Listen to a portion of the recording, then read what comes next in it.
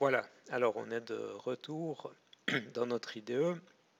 J'ai maintenant corrigé les deux bugs, donc celui dans le code de l'application et puis celui dans les tests unitaires. Très rapidement pour vous dire ce que j'ai fait.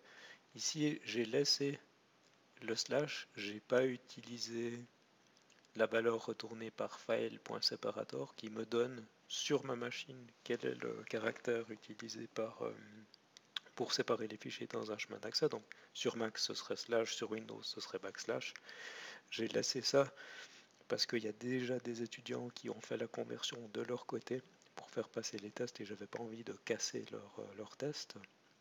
Donc ce que j'ai fait, c'est que en utilisant des expressions régulières, j'ai créé deux chaînes de caractères, une où j'utilise systématiquement les séparateurs Unix, le slash, et puis une autre où j'utilise ce qui est vraiment retourné par la plateforme. Et puis après, derrière, je, je fais la comparaison et je veux qu'une de ces deux valeurs soit correcte. Donc j'ai fixé mes bugs.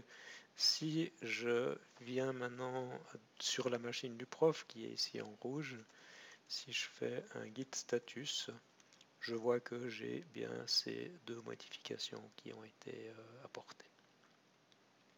Si je viens sur la machine de l'étudiant, donc là ce que j'ai fait c'est que j'ai créé un répertoire temporaire et puis je vais me mettre dans la même situation que les étudiants, c'est-à-dire que le fork que j'ai créé depuis le repos original labo 01, faites bien attention entre 00 et 01 comme on va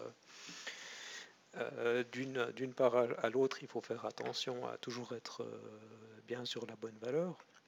Mais donc ça c'est moi en tant qu'étudiant, je me suis fait un fork, je copie l'URL,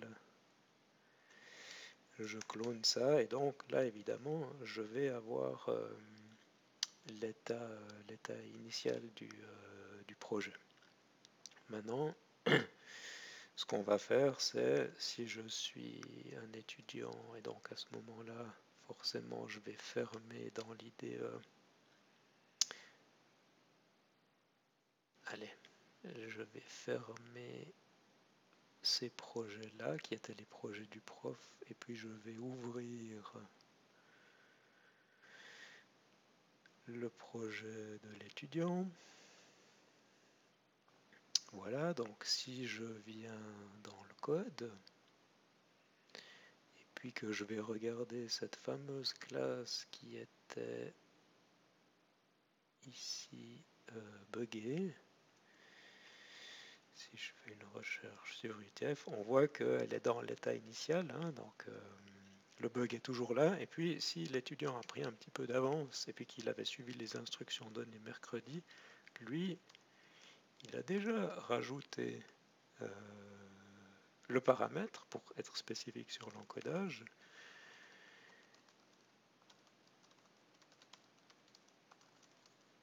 Et puis, il va même mettre un commentaire ici. Je fais ça pour être sûr qu'on ait un conflit avec ce qui a été corrigé par le prof de l'autre côté. Donc quand on fera l'opération de merge, on verra qu'on aura un conflit et qu'on devra le résoudre. Donc l'étudiant, lui, il a travaillé, et on imagine aussi qu'il a avancé dans l'implémentation de son code et puis que ses tests commencent à passer. Maintenant, la grande question, et c'est l'état dans lequel vous vous trouvez tous aujourd'hui, c'est le suivant. Si je reprends mon schéma, le prof, il a fait des modifications, il a mis à jour ce repos ici. Vous travaillez là, vous avez un lien avec ce repos, et comme il n'y a aucun lien entre les deux, hein, puisque de nouveau, quand on fait un fork, ça fait une copie à un temps t, mais ensuite les modifications faites là, elles ne sont pas automatiquement propagées. Vous n'avez pas dans l'interface web de GitHub un moyen de prendre les modifications faites dans le repos original et à les répercuter sur le fork. Ça, c'est pas possible. Donc, ce qu'on va devoir faire maintenant, c'est cette opération. On va devoir connecter le repos local de l'étudiant à un nouveau repos local, celui-ci. La convention, ça va être de l'appeler upstream. Et puis, une fois qu'on aura fait cette connexion, on va pouvoir faire cette opération de merge. Les instructions qu'on va faire en live maintenant, elles sont décrites sur le site de GitHub, et vous voyez que c'est pas très long. Il y a deux étapes. Première étape où on fait la configuration en utilisant la commande git remote add. Et puis une fois que c'est fait, on a la possibilité de faire la récupération et le merge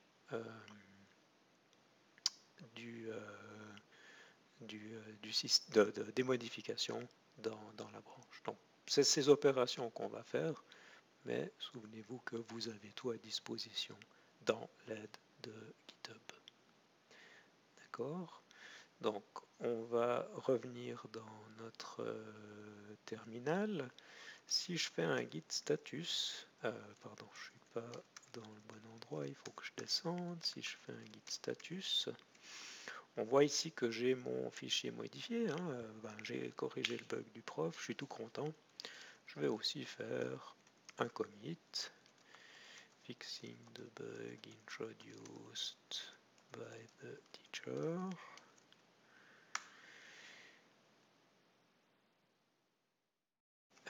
Pardon, j'ai oublié de faire un add.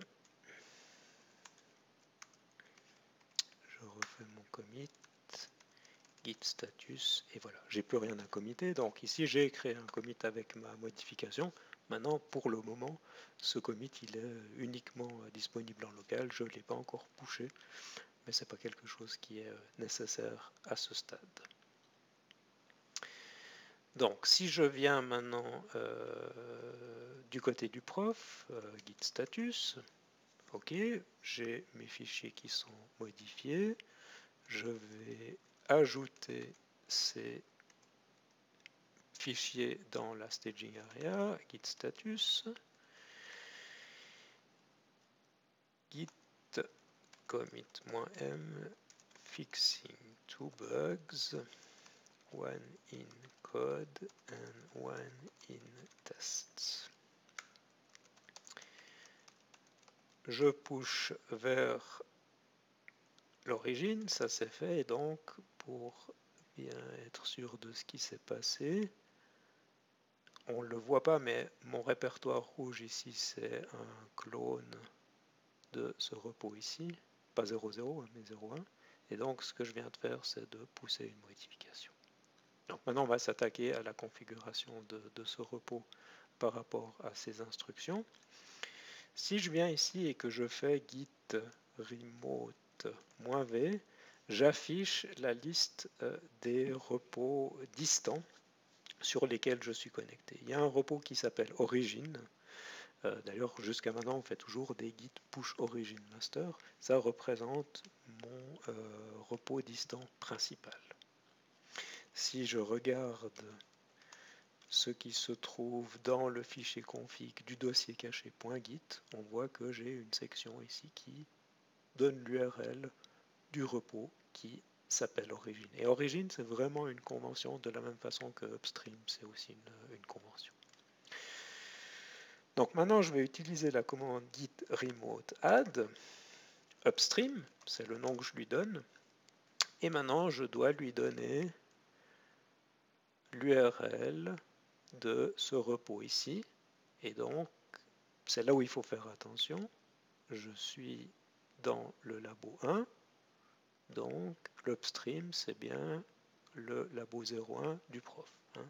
C'est celui-ci. Je copie l'URL.